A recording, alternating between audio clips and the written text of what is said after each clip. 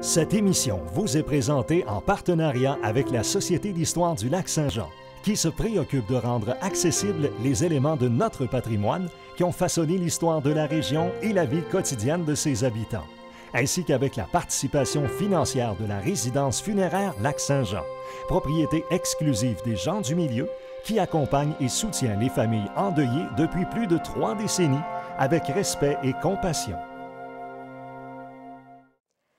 Ici Mélissa Raté, bienvenue à nos bâtisseurs. Notre invitée a travaillé sur la terre pendant de nombreuses années. En plus de s'occuper de la ferme laitière, de faire l'élevage de volailles et de se dévouer à ses 16 enfants, elle s'est aussi impliquée dans le Cercle des fermières de Saint-Gédéon.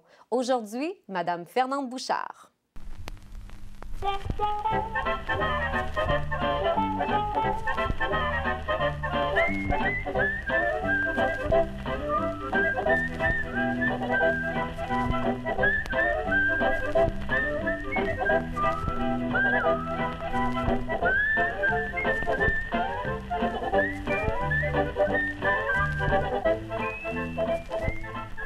Madame Bouchard, merci beaucoup d'avoir accepté l'invitation pour participer à l'émission Nos bâtisseurs.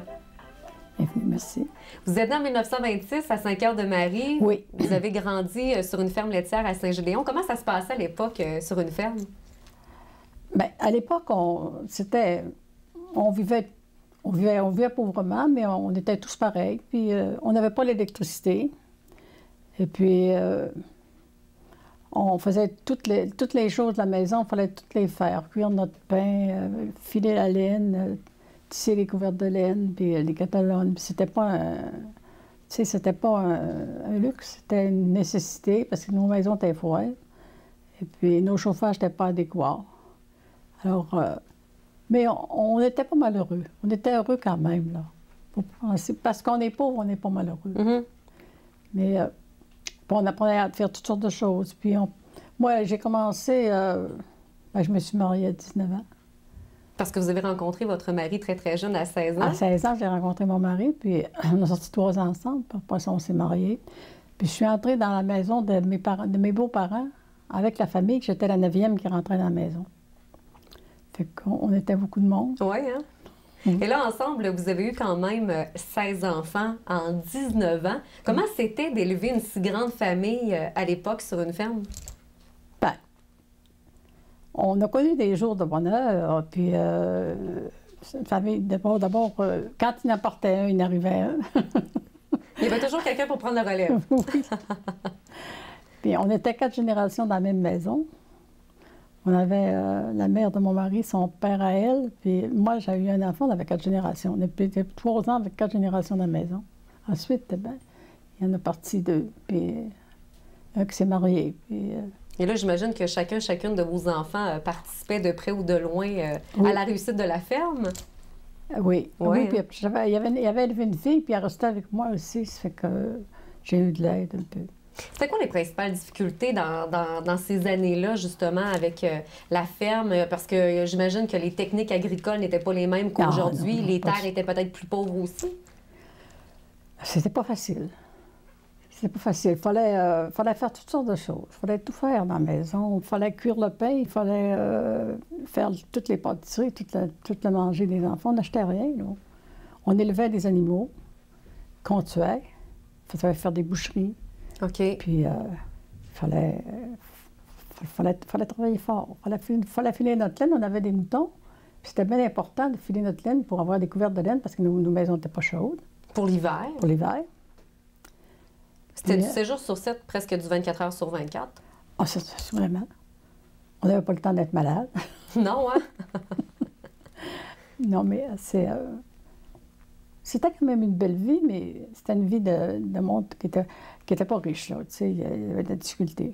Parce qu'après la guerre, là, Oui. il y a été un bout de temps, là, ça allait bien. On pouvait vendre des animaux qui étaient à l'exportation. Mais il est arrivé la fièvre afteuse qui nous a coupé tous les... Il y a eu un... Vous en avez perdu beaucoup? On n'a pas perdu d'animaux, mais on ne pouvait plus vendre. OK.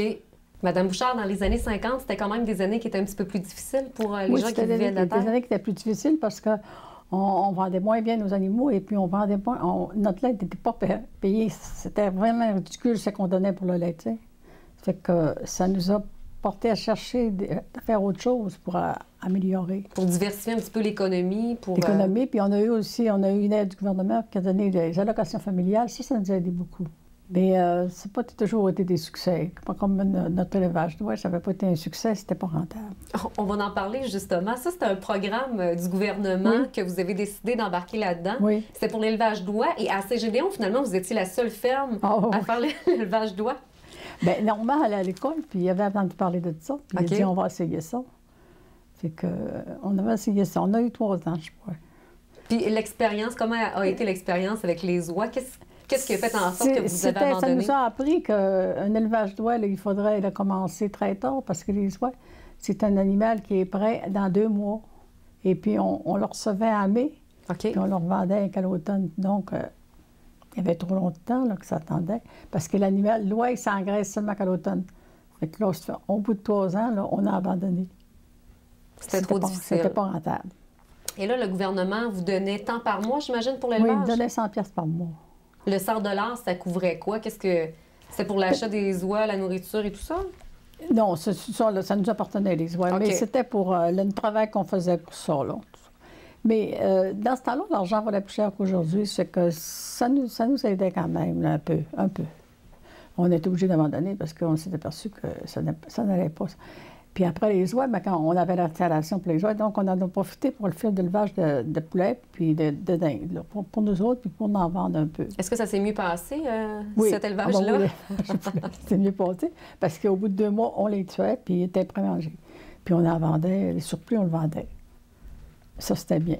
Et là, vous avez quand même eu une bonne idée. On va revenir sur cet événement-là. Dans les années 60, vous avez fait l'achat d'un casse-croûte. Oui, en 64. D'abord, on avait loué le terrain, puis ils ne nous payaient pas notre location. Ça fait que j'ai dit à mon mari, on va le prendre, nous autres, le casse-croûte. Ça, c'était votre idée à vous, là? Oh, c'est mon idée, puis j'ai été obligée d'aller m'emprunter de l'argent moi-même, à ma belle-sœur. Votre mari n'était pas trop d'accord? Non, il n'était pas d'accord. Non, OK. Puis, j'avais plusieurs enfants, puis... Mais ça nous a aidé beaucoup, ça, le casse-croûte. On l'a tenu pendant 12 ans. Il était situé où exactement, ce casse-croûte? Il était proche, il était sur notre terre, là. OK. Mais il fallait traverser le chemin pour aller au casse-croûte. Ça fait que les jeunes enfants, ils n'avaient pas le droit de traverser le chemin. Puis des fois, ils traversaient. Dans le fond, le casse-croûte était un petit peu où le rang des îles, la route 169? Oui, où le rang des îles, là, il y a une pointe de terre là, qui nous appartenait. Puis il y avait un chemin qui passait de l'autre côté, là. Puis on était installés le long de la petite route, là. Donc là, j'imagine que le casse-croûte, finalement, c'était vraiment la place du coin. J'imagine que les petites familles se donnaient rendez-vous là. Il y avait beaucoup de grosses familles. Oui. C'est surtout ceux-là qui venaient avec les enfants. Puis ça marchait beaucoup, ça. Mais ça marchait de mai à la fin d'août. Le temps de la belle saison, finalement. Juste la belle saison, c'était saisonnier. OK. Est-ce que les enfants ont travaillé aussi au casse-croûte pour vous donner un petit coup de main? Ils ont tous travaillé au casse-croûte, oui. Vous avez réussi à tenir le casse-croûte pendant combien d'années? Pendant 12 ans. 12 ans? Oui. Puis là, mon mari, en 75, il a acheté une terre. OK. Puis là, ben moi, j'ai abandonné parce que c'était beaucoup d'ouvrage. On perdait comme... on perdait notre vie. On n'avait pas de vie, nous autres, quand on tenait ça, on avait trop d'ouvrage.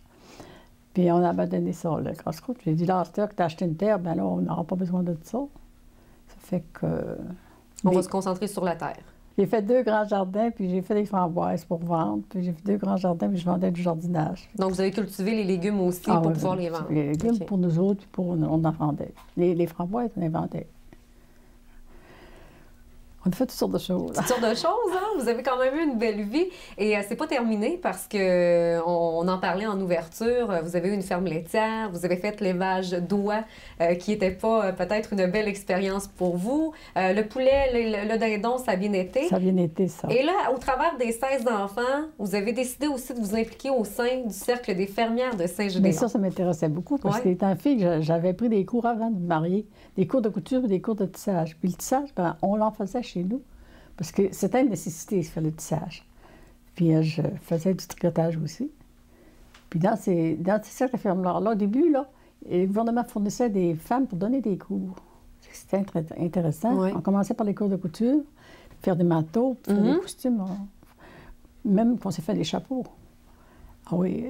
Puis j'ai toujours aimé ça, le cercle des fermières, parce qu'on rencontrait des femmes, puis Dans le cercle infirmière, on passe nos avoirs aux autres.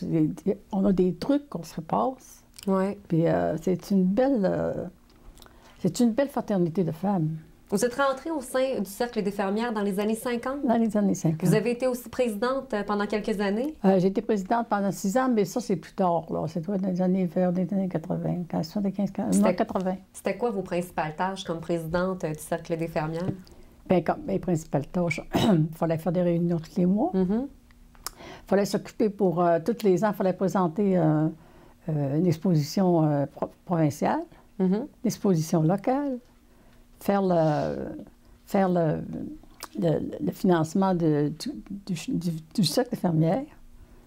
Puis, on faisait même des livres de recettes. On organisait ça. C'est pas moi qui faisais le livre, mais on organisait la chose de faire les livres. Il fallait faire, pour le financement, il fallait faire des veillées, ce soit des soupers ou des soirées organisées. Des soupers ou des dîners, mais il fallait faire quelque chose pour rassembler tout le monde de la paroisse pour avoir un financement.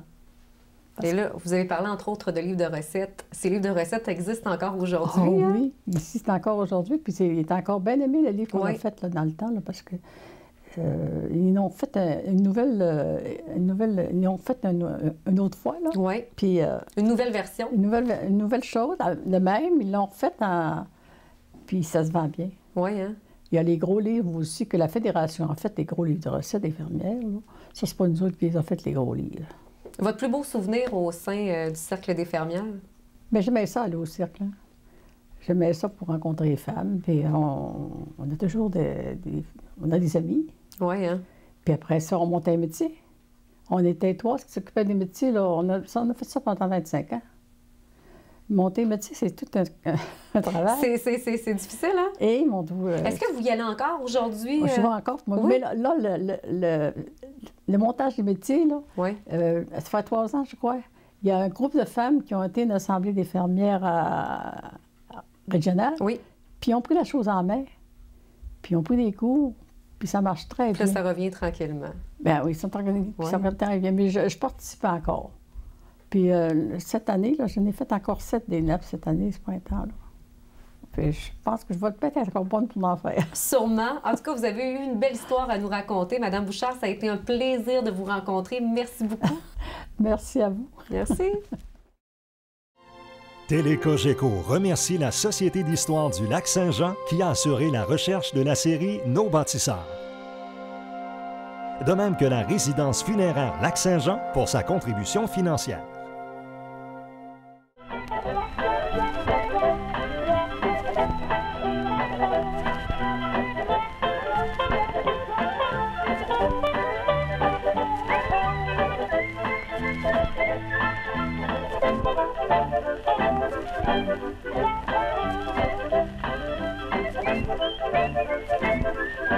Thank you.